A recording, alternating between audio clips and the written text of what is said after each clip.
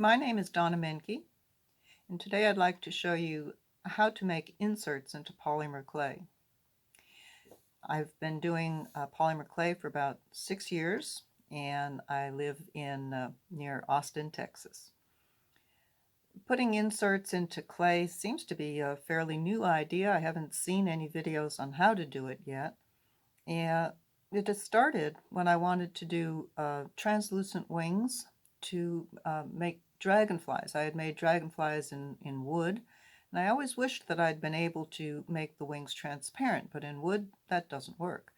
So here was my opportunity to make earrings, which I had made in wood, and that I should make them in polymer clay, that I would go ahead and use the translucent clay to make the translucent wings. Well, once I had made the cane for doing that, I thought, I can use now this cane maybe to make some cute bowls.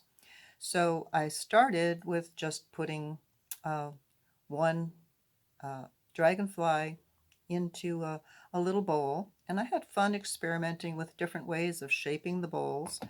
And then I went to putting more dragonflies into a bowl, and that became quite difficult. So I'd like to show you how to do it, but I'm not going to show you how to do dragonfly wings because that's kind of hard. I'm going to show you how to do it using cutters and templates, show you how to make the templates and how to lay out your bowls so that they're symmetrical or not, however you want. We'll learn how we can overlay our inlays, how we can reuse the scraps from our inlays. We don't want to have any waste in polymer clay. So this would be an example of one that did not have any translucent in it, but just used basic plain colors of clay. Then one like this is more like what we're going to make today, almost identical to this, and it's going to be translucent all over because I really like translucent clay. And we're going to experiment with different ways of laying it out and different ways of shaping the bowl. So I hope you enjoy the class today and make lots of beautiful bowls. So before we get started on our project, I thought you might like to see my shop where I do my polymer clay. This used to be my hand carving bench, but it's transitioned over to being my polymer clay bench. I've got my pasta machine, many tools in strange holding devices, and all of the things that I've picked up over the years that help me make polymer clay more easily. This is a conditioning tool that I made, and it used to be a bottle capper for beer or wine. We weren't doing that too much anymore, so we went ahead and I fixed a way to make it so that I could use it for squishing clay, and it works pretty well. On the other side, I have my slicer, and I'm pretty cheap when it comes to putting money out for tools, so I went ahead and I made this out of some scrap wood and pieces of old insulators and various and sundry tools. The only thing I had to buy was the blade. And you absolutely have to have a good, stiff, sharp blade, so I had to buy one in order to be able to make that. Looking around the shop then, I have a setup of drawers that hold polymer clay and tools and equipment and supplies and different jigs and fixtures. And very important over here, I have a set of drawers, and they are arranged from yellow on the left to green on the right, and they have different drawers for different varieties of colors, everything from yellow, orange, and blue-green, all in order so that I can find them. And in case I need any help, I've got a polymer clay color wheel here that helps me to remember what colors I want to use and how I want to use them. So I heartily recommend this because it works really, really well. I'm going to show you very briefly a little bit about how I transitioned from being a wood carver to being a woodworker. When I was doing wood carving, I did a lot of insects and butterflies, dragonflies, because that's what I enjoyed doing. The other thing that I did a lot of were little animals, and this, for example, was the mouse that I did. Well, when I came to doing polymer clay, I had this nice pattern and tutorial I had done for the mouse, so I wondered if I could make one in polymer clay. And by golly, I found it very easy to follow the same pattern and using very much the same techniques except with different tools. To do the same mouse, they're almost close to identical, and this one is in polymer clay, and this one is in basswood, and the only difference between them is a little bit of weight, but other than that, it was interesting to do them both and to have them come out the same. What actually started me in polymer clay was I had made a doll in basswood, a ball jointed doll, and whenever I looked online for information on how to do it, I kept seeing information on how to do it in clay. So I had thought, okay, if I've done a nice doll and tutorial for how to do it in wood, all I have to do is get some clay and I'd be able to do it in polymer clay. Little did I know that it was actually harder. I thought it was hard doing it in wood, but believe it or not, it was harder doing it in polymer clay. Before we get started making our bowl, I'd like to show you some of the tools that I'm going to be using today. These are perfectly ordinary tools that we normally see, including a knife to scrape clay off the table, a small steel ruler. The plastic ones tend to get problems with the X-Acto knife. Little pokey tools, more little pokey tools in bamboo skewer. I have two of these spoon tools, and I like them a lot. I have many uses for them, whether I'm sculpting or making bowls. This is a pointy tool and needle tool. You can use it for many different uses, and your X-Acto knife. Now, in addition to these, we're going to have some forms. We're going to use different things that we can find around the house. This is some nice ceramic glassware that has a nice smooth inside. It also has a nice smooth outside. If you have something that has ridges or writing, this is just printed on there, so it's not so much of a problem. This old glass, probably 50-year-old glass, also has a pretty nice smooth bottom. It does have a little bit of a ridge, but I like the fact that it's so tall that if you want to make a tall, thin bowl, you can do that, and we'll show how to do that when we make ours. This is my favorite one, and I'm not exactly sure what it was originally designed for, but I like it because it has such a nice, smooth roundness to it, and it just it does have a depression here, but if you just ignore that, it works really well. All right, other things that we might be using are going to be tools that give us shapes. And we need to have the shapes either store-bought, which these are, or store-bought like these are. These are going to be used to press into the clay to both take out the image and to create the negative image in the sheet of clay. So those are two that were purchased at the store. These were also purchased, and these are just varying sizes of circle cutters, disc cutters. And the larger ones are particularly good for this purpose. The small ones are kind of hard to work with, but the big ones work really well. But you don't actually have to go out and buy those, because most of us around the house, at least for round things, have different covers or the jars themselves. And you want to draw something that's round, you can just put it down and go ahead and draw your circle. Now, if you don't happen to have the size that you want, something that I consider indispensable for making bowls is a large circle cutter. And you get these usually from the craft stores. They're about $5 or $6 last time I looked. They go all the way up to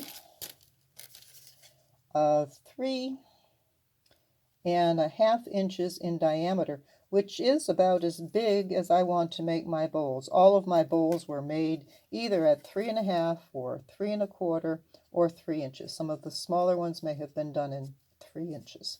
But I think that that works out pretty well for making small bowls. And if you want to go to bigger bowls, you can go ahead and get yourself a bowl from the kitchen, a cereal bowl or mixing bowl, anything that has a round, firm edge that'll help you to go ahead and make the circle that you want on your clay so you can cut out your bowl. Now, another thing that I consider invaluable is something that I actually made. And what this does is it allows me to divide my circle of clay into even divisions. Now, if you don't like even, that's fine. I have no prejudice. But I tend to like things kind of even. So if you want to cut something into 5 or position your pieces into 5, I find this to be a really handy guide. What I've done is I've created this in a way that you can do everything from just 2 locations or 3 locations up to 8 locations. You would use the 8 and the 4 and the 4 and the 8, and that would help you to position on the circle. Well, you'll be able to see when we start making our bowl just how handy this is. And this is something that I want to be available as a download to anybody who's watching here. So I believe that we're going to have that someplace where you can download it. Oh, one other thing. Things that are not already done for you but are fairly easy to do. I happen to have this silicone mold around, and I think I won it someplace. And I wanted to have butterflies in my bowls, but I didn't want to have to draw it out. So I took this silicone mold and I pressed in just regular old ordinary clay, pressed it in really well, and then popped it out and cured it. I also did the same thing with an epoxy clay. So I just pressed the epoxy clay in there, popped it out, let it cure overnight, and then I had these templates. So these templates are not something that you can just press into the clay. However, if you use a nice pointy X-Acto knife, you can go ahead and trace around it.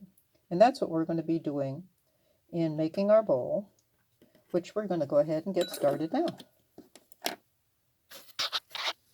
Before we get into actually making the bowl, I need to first show you a little bit on just how to make the inlays. We're going to use for this project just the factory-made metal tools, and we're going to go ahead and make a cutout on the yellow, and that's going to be our base or our background. And we want to set something into the background. Well, I like the hearts, so I'm going to go ahead and I'm going to make a place to put a heart in the background. So first I need to make the place. I want to put nice even pressure, make sure it's jiggled all around so that it comes, whoops, it comes completely out.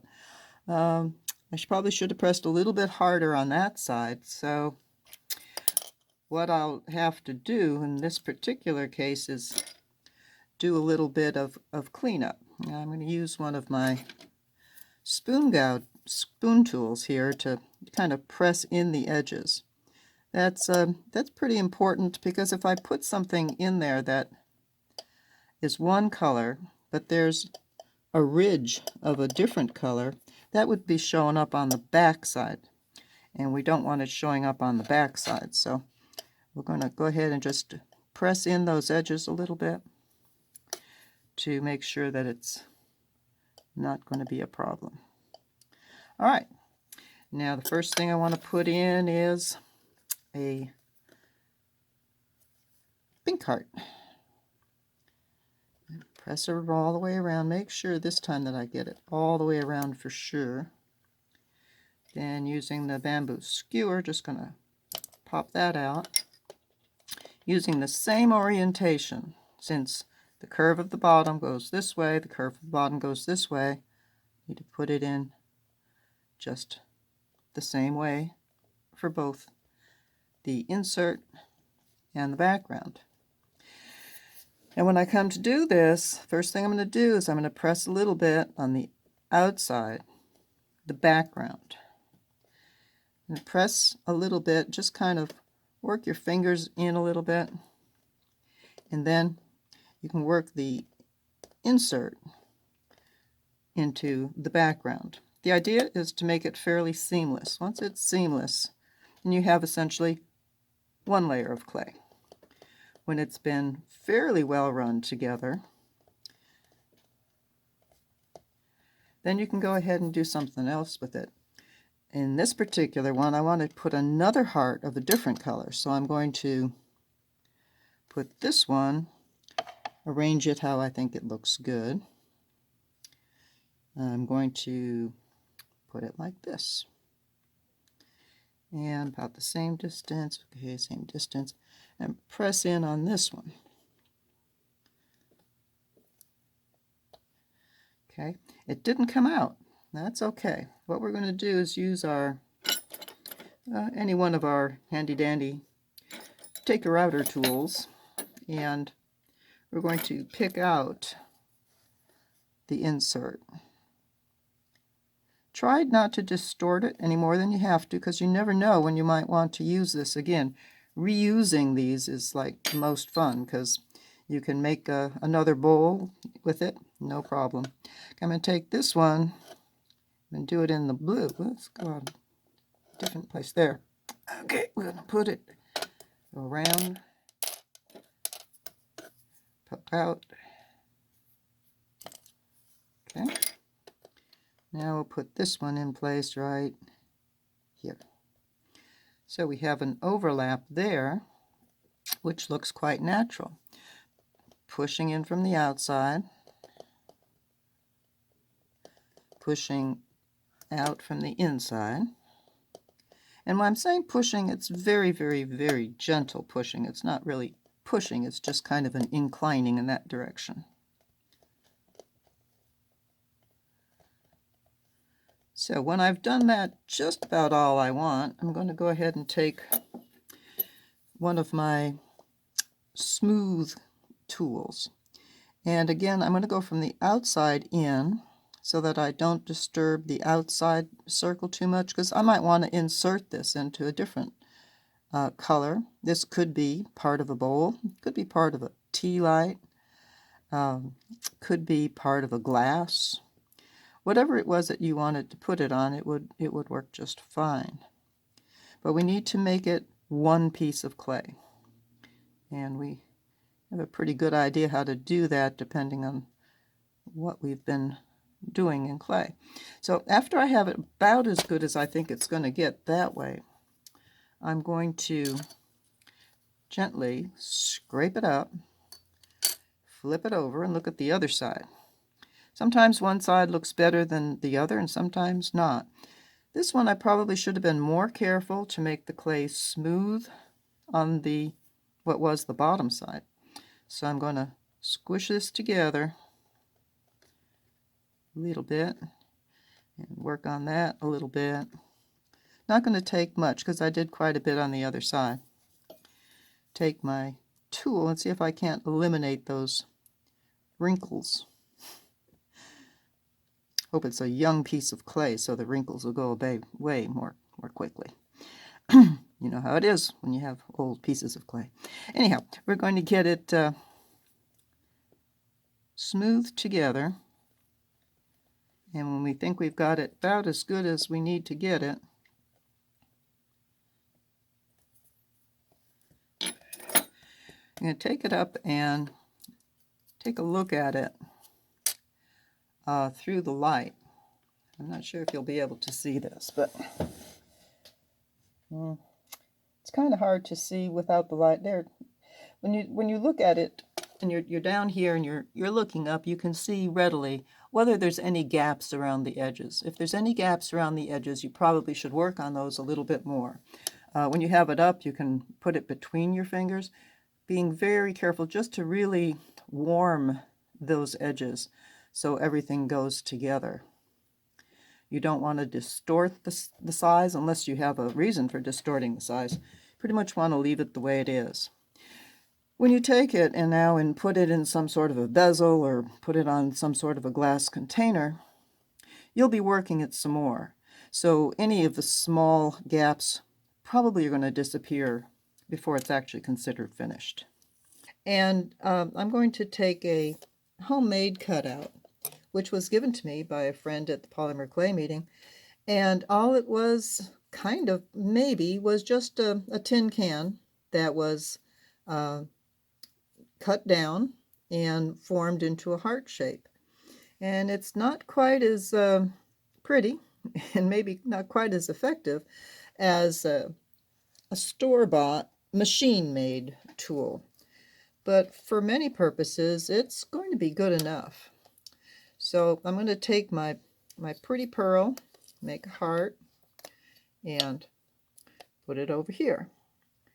Now I want to put something inside the heart. I want to put something that is going to be of a contrasting color and look pretty. So I've got some transparent yellow here, and it's cad yellow mixed with translucent clay. And I'm going to make a yellow circle out of it using one of the cutters, facing in the right direction, sharp end down, and make sure I cut it good so that it goes clunk clunk all the way around. And that gives me my circle. Now I need to put this inside of here, so first I need to take that very same cutter that I used and put it over here, kind of center it close enough so I have the same amount of clay around all the sides, and then press down on it. Make sure it's done really, really well. When I've done that, then I need to remove the circle that I have in there right now. We'll take that and put that over here. Put it back down where it was, and then make sure to clean up if there's any kind of an area inside that got messy due to the cutting. Kind of smooth it and straighten it out. If you left something that was kind of fuzzy down on the bottom, when you put the insert in, then on the bottom side, some of that wrong color would be showing, and we wouldn't want that. So, all right, going to, repair that a little bit and stick that into place. All right. Now when I've got it pretty well centered in there, I'm going to push from the outside in to close up that gap. Try to keep the outline pretty much the way you want it, especially if you're going to insert it into something else. You definitely don't want to change the outline of it. But in this particular case, the outline doesn't matter because this would be, I don't know, something like a pendant or just attached to something else. When you've got the outside pretty much squished in, then kind of focus on taking the inside and squishing it out. I always do the outside first so that the shape doesn't get too distorted. If you started from the inside, you might distort the shape too much. And I'm not doing a tremendous job right here because I will continue to work on this, and I'll, at the end, before I'm done, then I'm really going to work on it a lot. So, going into my yellow circle, I want to put a star. You have to make these decisions. Do I want a little star? Do I want a big star? In this particular case, since I want to put things inside of it, I'm going to go ahead and use the big star. And I find that it comes right up to the very edges. So that's why we wanted to mush down our insert to make it pretty much one with the other one, with the outside. That way, when I go to manipulate it, it shouldn't move any at all. If it does, then that would kind of be a bad thing. So they needed to be mushed a little bit, but not tremendously yet. So now I need to take out my yellow star. Okay, got my yellow star. I'm going to save these because I just might think of some good way of using those after a while. And now I'm going to put some blue. I'll get my blue clay, and using the same star, same star, go ahead and cut the inlay out and push it out. You know, another nice pusher is just the end of a piece of one of those little bamboo sticks that they use for skewers. Now I'm going to take this one and putting it at the same orientation that I used over there, just drop it right in place. It should fit like a hand in a glove. Okay. Now I'm going to push in the outside.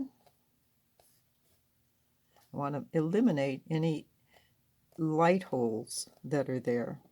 Now, since we're probably not going to be putting watery things in here, being waterproof isn't really the issue. It's just aesthetically, you wouldn't want to have holes in something that you had made and you really wanted it to look nice. Okay, now we're going to put one more thing in here, and that's going to be using our heart cutout. And going to set that in there. Kind of also fits pretty much right exactly in the center of that, as close as you can get anyhow. And press down.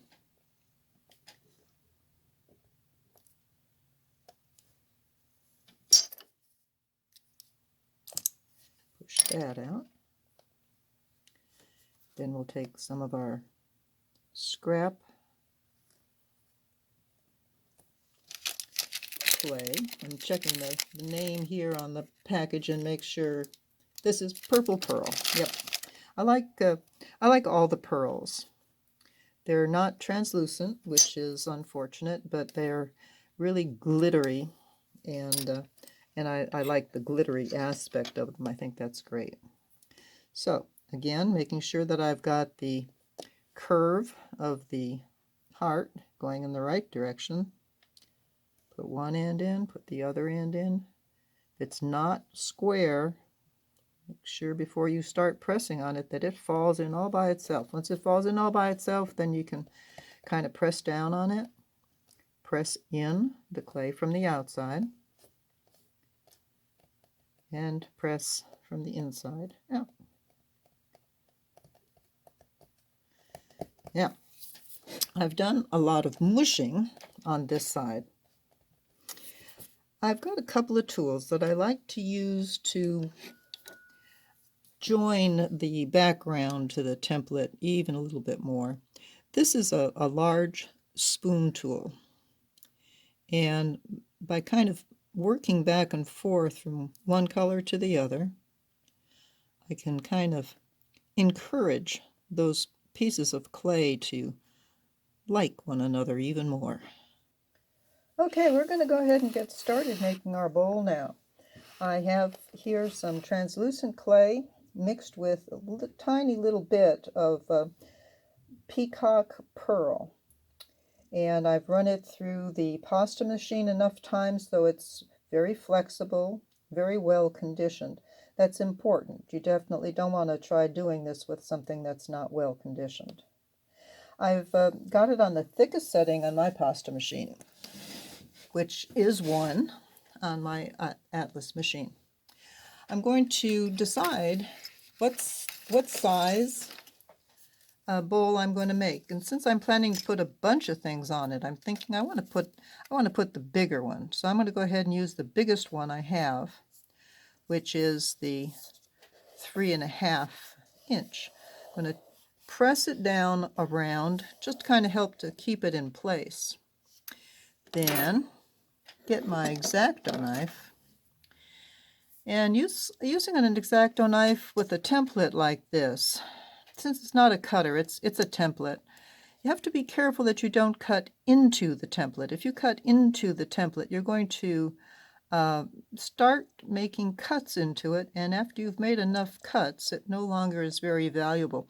They are not designed to be used with cutting tools. They are designed to be used with pens and pencils. But if you're very careful, keep your blade completely upright and keep the point of the blade aimed straight around the circle and not allow it to go into the side like I did there. Your template will last you a long time. They're kind of delicate, so you have to be aware of the fact that you can't just throw them around, toss them in a drawer, they'll probably end up breaking. So I'm going to go ahead and take my excess off. I'm going to put it not too far away in case I decide I need it, but I don't believe I'm going to need it for anything.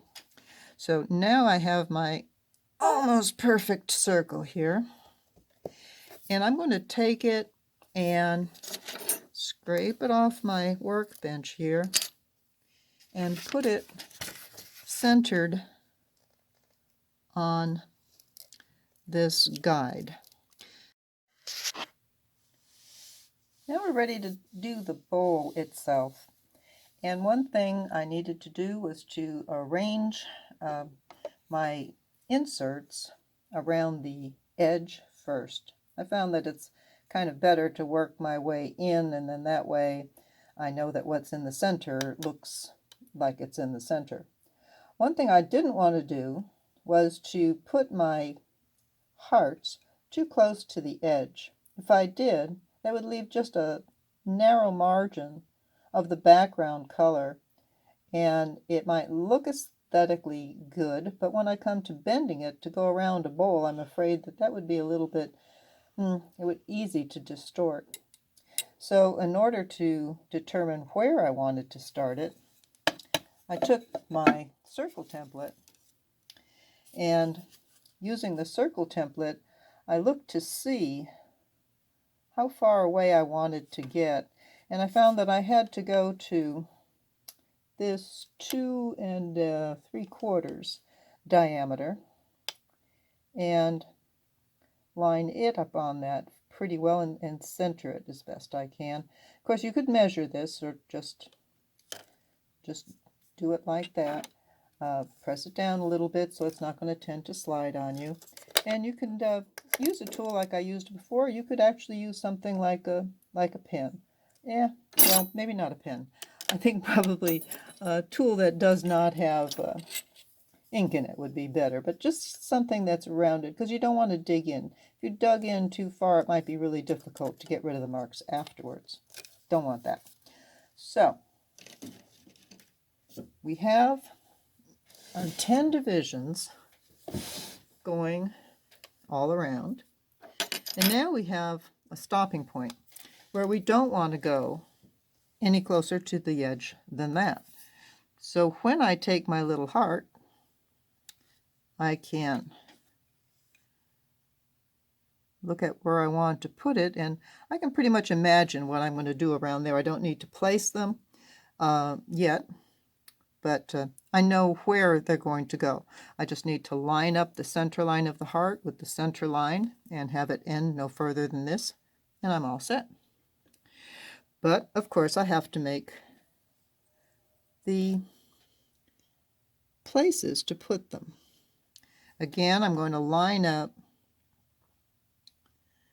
the tool with the lines and the lines and press down and remove the part I'm not going to want. At least I don't want it right now. I might want it later. Just don't want it right now. And pop the bottom out of it. I think I've probably said it often enough that you understand that I don't usually make one of these, because that'd be kind of silly, when I can make more than one. Except the next one would probably be, I don't know, probably a pink background, and oh yeah, then I would use my blue hearts. I'm putting it in the right way. Got that little curve on the bottom, so I matched up that little curve. I'm going to press it just a little bit. Not too much yet. I'm going to wait until I've got them all done, but for right now that would do fine. I'll just do a couple of these so you can see.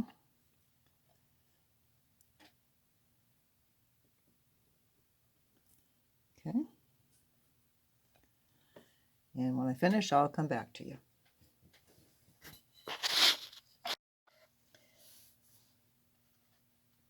I've completed the inserts of the hearts. Now we need to proceed to our next insert, and for that I want to put it pretty much in the middle. Though as I found in the past, sometimes the exact center might not be the best place to put it, depending on its shape and where it would look best, to make sure that it's kind of equidistant and looks kind of balanced. I think this would be a pretty good location, even though the center is up at the butterfly's head. I'm going to go ahead and decide that that's the best place. I'm going to press in just a little bit. I want to make sure that it's not going to move at all. And then I'm going to cut around it. Now this is the one that I made using the press mold and the epoxy clay. I'm going to put my X-Acto knife straight up and press down without cutting into, I hope, the template that I'm using here. So I'm going to keep my knife aimed in the direction I want it to go. Try to go smoothly around your corners if you possibly can. Something this small is kind of difficult to do, but possible. Just take your time. Make sure that you're not going to be in any kind of a rush. You want to be able to make all of your cuts nice and smooth. Try and draw toward yourself for the most part. It's safer and easier. You don't want to cut yourself, of course, but if you look where your blade is going, you'll be more likely to cut right on the line that you want to cut.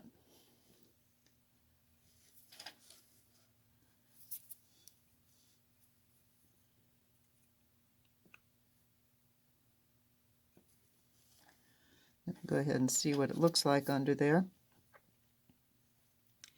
I'm going to go ahead and go over it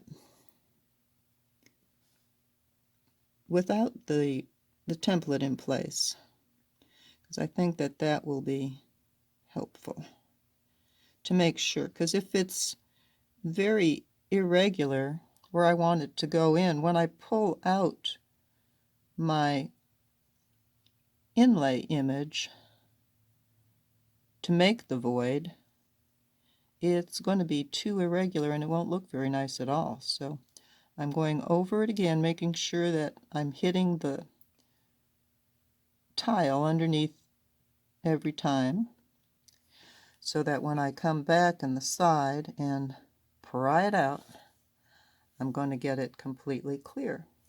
Again, of course, I'm going to save this butterfly because you never know when you might need a blue butterfly. Now I'm going to go ahead and go over these edges with my smooth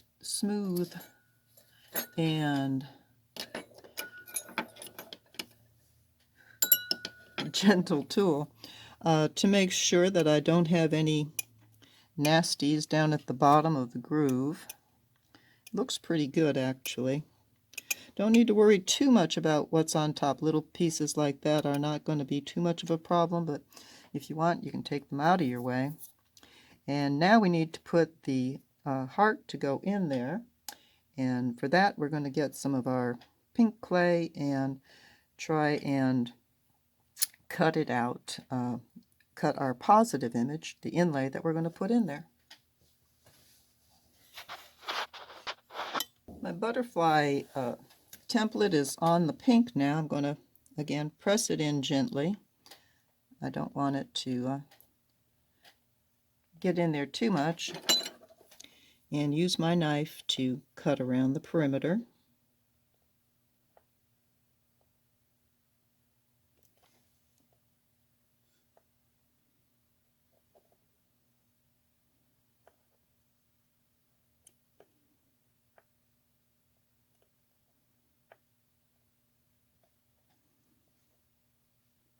It's a good idea to hold it the whole time that you're cutting, because if it moves, you're not going to get a correct image, and if you don't get a correct image, it won't fit into the correct negative that you've made on your bowl. So I'm going to go ahead and do this and that and the other thing and get it pretty well made here. Take off my template, check my edges. Try not to distort it at all at this point, because you've probably got a pretty good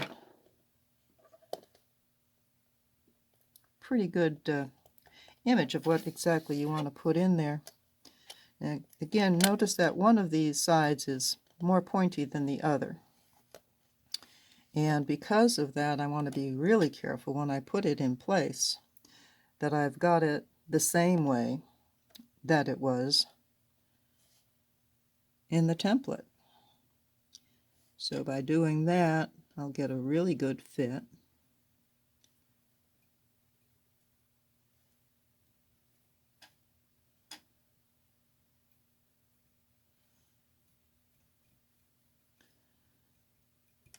Okay, so we have butterfly in background,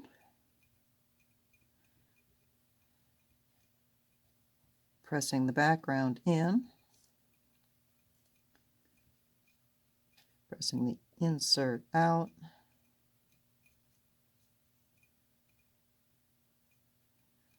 all right. Now we're ready to do the next insert. And remember, I made all of these to go in there, but I think I'm going to just use some of the yellow. I'm just going to put some of the yellow around the edge. Not around the edge, but at the end of my tips of my hearts. I think that might look pretty good. Just a little extra color in there, not too much. So I'm going to go ahead and do that. I think you've seen enough of that for a while, and I'll be back. We'll have our yellow in, and we'll start working on our perimeter. So one step I forgot to mention last time was to use your acrylic roller or some other tool that will allow you to do the final smoothing out.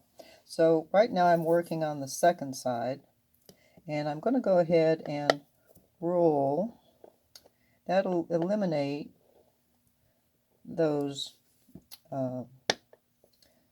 depressions that we made when we were mushing with our fingers and working on it with the spoon tool or ball tool, whatever you were using to make sure that it was nice and smooth and joined. So before we were doing the joining as much, now we're doing pretty much the smoothing. Now I'm working more from the outside in than I am from the inside out. Kind of both needs to be done, but I think it will distort the perimeter edge a little bit less this way. So I'm looking at it now from the side, and from the side I can see that this is smooth as a baby's butt. That being the case, I'm going to go ahead and flip it over. Check out the other side. And just by applying the pressure on the other side, this one got pretty smooth. But I think I could make it even a little bit smoother by rolling it on this side. Now you could put on this perimeter after it's on the form that you're going to use to make your bowl. Or you can put it on now. I think I've done it both ways. Why do you want to put an edge? Well, I've done many bowls that don't have edges, and they're just fine. But I also have done some that have edges, and I kind of like the way it looks to have an edge. I think this one, I just took a strip of polymer clay, from the pasta machine, and then just cut it with a sharp knife to make a piece, and then applied it to the edges, I think while it was still on the table. Not exactly sure. And this one was definitely done while it was on the table. And when I got it in place, I just kind of put a few tools in the edge just to make it a little more interesting. It looks like a pie is what it looks like, a pie crust. And that's kind of what I'm thinking about doing for this one. So what I'm going to do is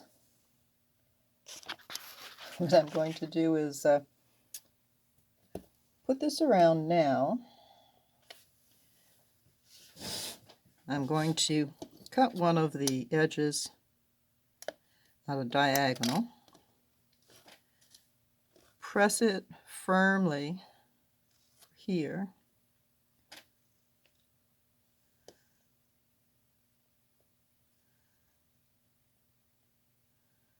till I get it all the way around.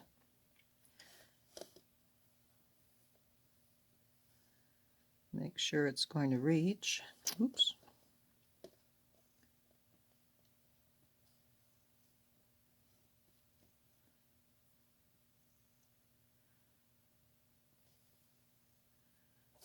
Cut it a little short there, but I think it'll work.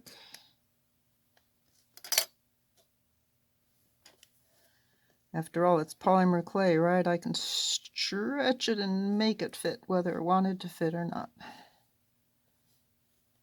So, I'm going to go ahead and join those edges just gently.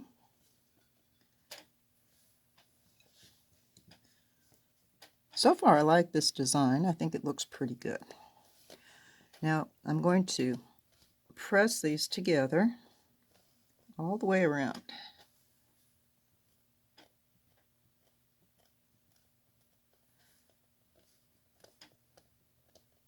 It's also pressing to the table, so it should be pretty well stuck to the table.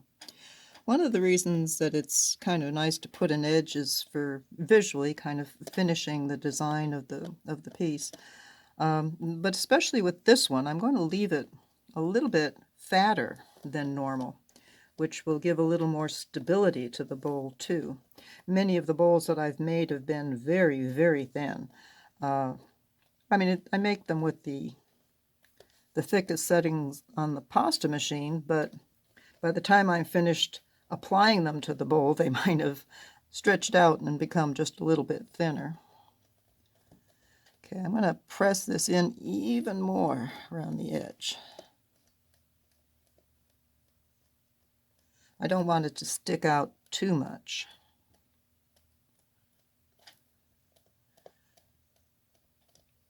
Now I should have decided before I put on the edge which side I want to have up. Because right now I pretty much have made the decision the bottom of this is going to need to be what goes on my form.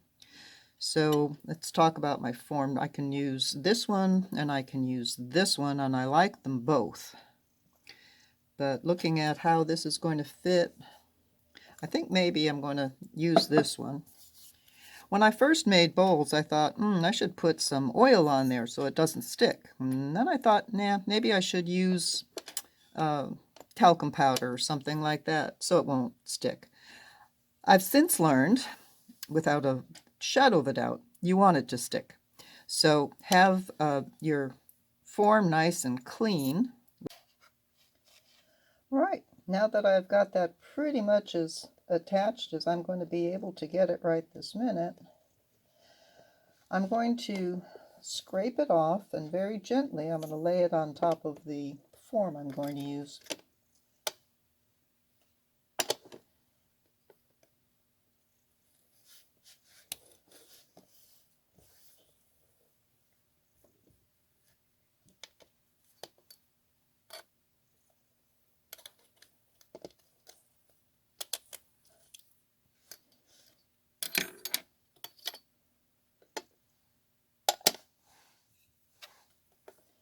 Put this so everything doesn't slip around too much.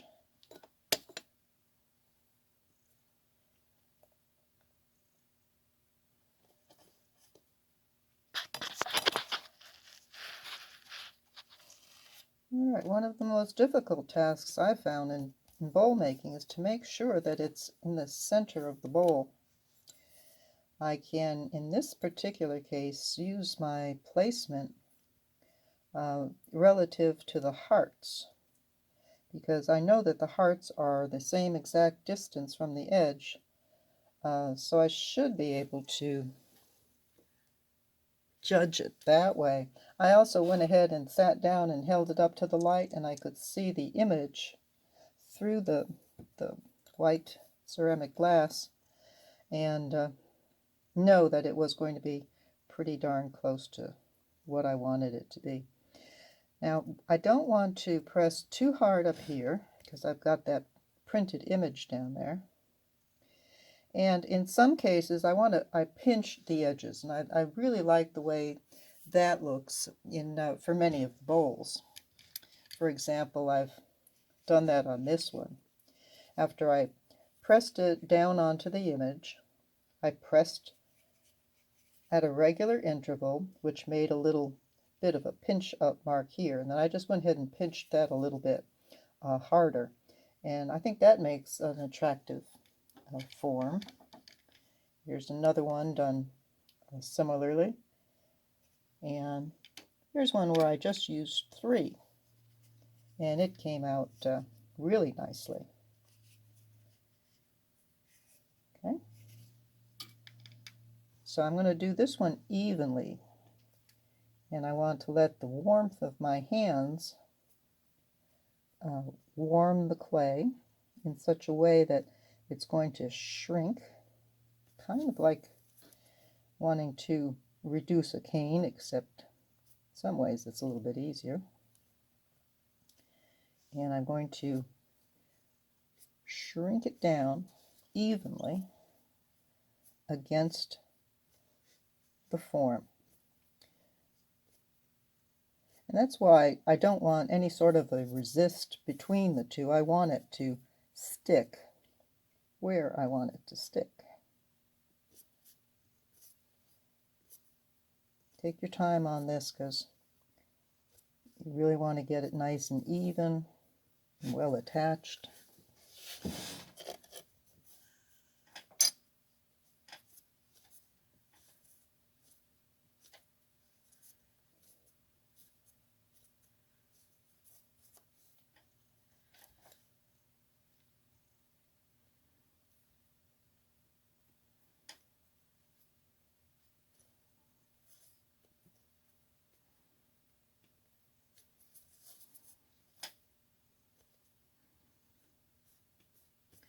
Okay, one part was starting to come off, so I'm going to go ahead and I'm going to secure it even more strongly to both the blue clay and to the form of the bowl that it's resting on.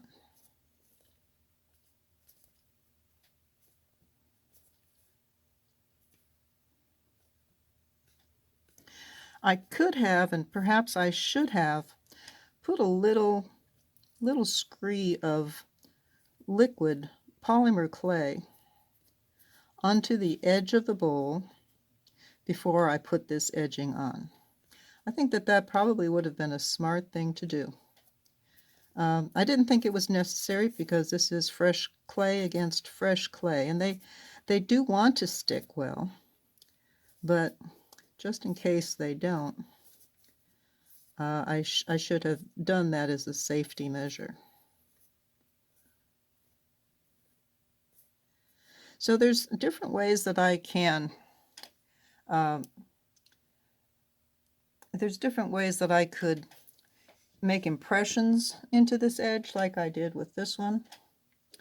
This is kind of messy and I didn't really care for it that much. So here I had just a plain edge, but I took a tool and just pressed up into the clay as it was on the bowl. I just pressed up with the end of my tool, and that made a nice scalloped edge.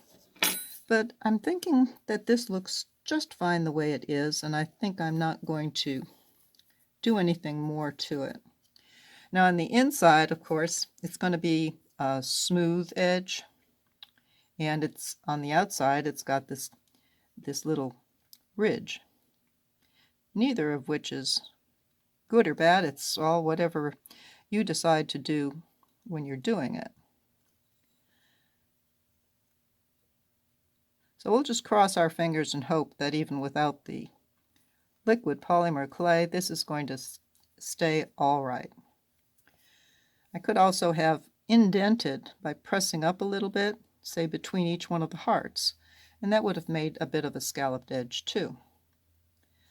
So those just design considerations you have to think about. Now, another one is a foot. Well, I had originally thought that I wanted to put kind of a foot like this on this bowl, kind of echoing the roundness that it is over here. Then I'm looking through at the light, and this does kind of obscure the translucency of the yellow. So I'm going to think for just a sec how I want to do that. It's not terrible, and once I squish it down, I'm thinking maybe that would be just fine. So I'm going to go ahead and angle one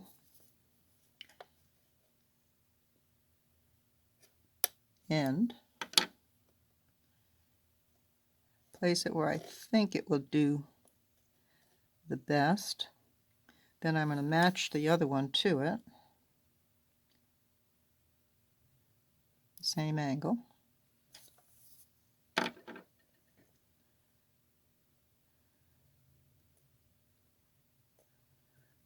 And again, just trusting to the stickiness of the clay, I'm going to expect them to stick together. When you're thinking about designing the foot of your piece, there's a lot of variation that you have to choose from. I really like these little feet here, and for that I just rolled out a snake and made the cuts to the right size, put a little drop of polymer clay on liquid polymer clay on each spot, and stuck them on, and after it was baked, those legs are never going to fall off. I've done that more than once, and you choose how many feet that you want on there depending on what design you have on the bottom. There's another one with a little bit of a wider spacing. This one was one of my first bowls, and I have to tell you that the reason that it has these rather attractive legs was a result of an error on my part I had put the sides together, and it had made a groove, and then it split. So I took the remnants from where I had cut this out. I had cut this out of a block of a sheet of black clay, and it had these curved pieces left in it. So I took those curved pieces, attached them on here, and generated these unusual feet, which I may never do again, but it makes a pretty nice bowl the way it is. So back to this. I'm going to smoochy it a little bit with this, and I probably should be doing a lot more, but I really want to get this in the oven pretty quick. So one thing I am going to do, having learned from my previous, is I'm going to go ahead and take some translucent polymer liquid clay, and I'm going to put a circle of it around here before I press this down real hard. I think I maybe should have shaken this one.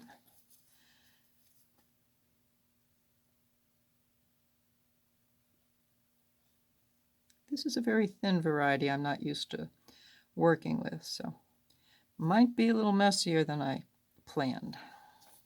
Mine end up with more liquid polymer than I intended, but that's okay. Like I found with that black box and the funky feet is that sometimes our errors are just solutions waiting to happen. Once we discover a solution, next time we have a similar problem, we'll have much less of a problem. Okay, so I'm going to have that well centered, pressed down.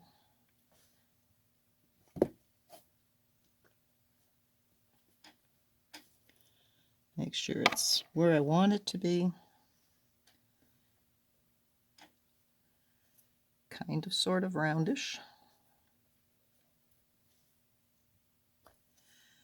And then I have a brush that I use for liquid polymer clay, and I'm thinking I might just kind of brush that around to smooth the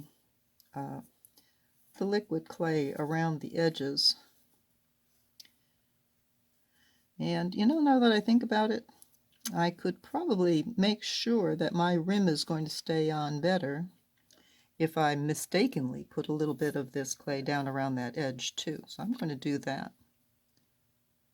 Another example of errors just giving opportunities for solutions.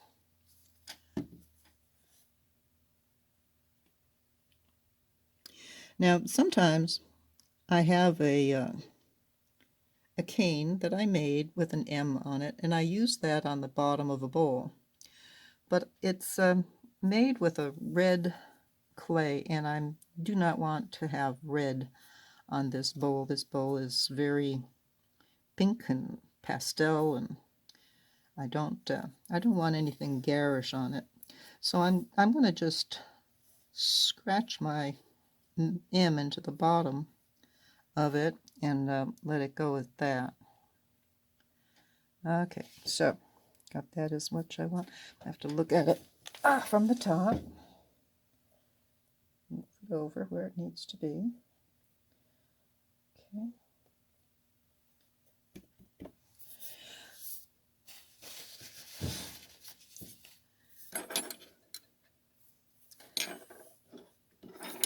So I've got my little kind of round ballpoint here, and I'm going to just, where should I put it? I'm going to go ahead and put an M right here. And I'm going to call that my, and I might darken that a little bit after it comes out of the oven. But for right now, I think this is ready to go into the oven. My inlays look good. My borders are not bad. And I think when it comes out of the oven, it's gonna work.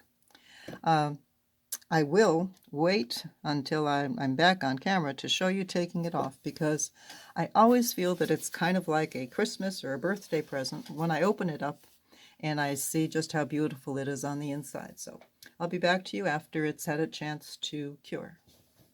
All right, the video is over. I hope you all have enjoyed it.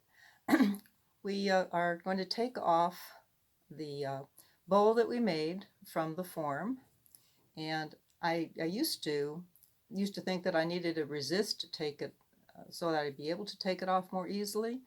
And I have found that if you build your bowl on the inside, it is pretty difficult to get it off. But if you think about it, kind of like this as being a suction cup, it definitely doesn't pop right off. But as with a suction cup, if you can create just one tiny little hole going in there, then it's going to come off for you. So this is our finished bowl, and I'm going to hold it up here so y'all can see just how pretty it is. Let's see if we can get closer on that. Yeah, so I'm very pleased with how it came out. I think that the design is attractive, and I think that there's nothing I would particularly want to change on it.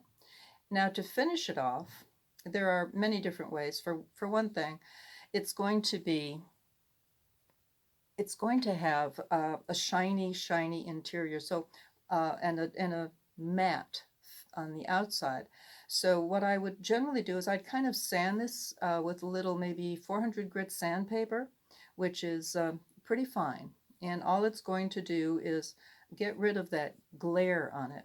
And then I'm probably going to finish it off inside and out, not all the time, but some of the time, with a water-based polyurethane varnish, usually in gloss, because if I'm going to make something that's so pretty, I kind of like it to be shiny when I'm done. But it's not necessary. I've done some that were left quite matte, and they were very attractive. I'm thinking in particular this one, which absolutely did not need to be glossy. I did not want it glossy, and it looks much better just with a matte finish to it. All right, let's see. I want you to, I hope that you're going to be inspired by this new technique. And if in the past maybe you've avoided making bowls because maybe you don't like to cane, or you're not very good at caning, and things didn't work out too well, with this technique, caning is absolutely not necessary. All you need to do is to be able to roll out your clay. Now, I have a couple of different variations that I think you might really enjoy playing with. You notice that all of the bowls that I made recently have been just solid colors of clay. Nothing in there is like a Skinner blend. And I think that using it with a Skinner blend would be great. And you would be able to maybe put things in with contrasting colors going in shades going in the opposite direction. Would make some very interesting sides to your bowls. Other thing I thought of would be good would be some faux polymer clay. Say you like to make wood in polymer clay. Say you made a little bowl like that, and as you were laying it out, you made concentric circles so that a middle one of the concentric circles, the band going around, was in faux turquoise. So turquoise, and especially like a cherry or light colored wood, is very pretty. Another thing would be pearl. So say you made one in a pearl, a white pearl, for example, and then you put a gold band in there. Or how about mother of pearl? I think mother of pearl, faux mother of pearl, would be just beautiful in contrast to that pearl clay. So I hope that everybody is going to be able to get the download for free for the guide that I made. If you don't get it, you can always contact me on email, and I'll send it to you.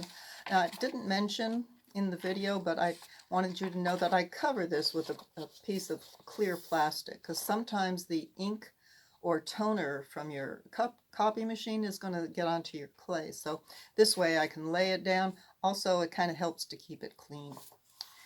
And for those of you who buy this class, I'm going to make this available to you, the download for this. This is the whole tutorial on how to make bowls and how to use the dragonfly wing, the whole dragonfly wing and body cane to make the kinds of bowls that I've been showing here. It doesn't show how to make the wings, because making the wings and in the body too is a whole nother ballgame. So I have another tutorial about that.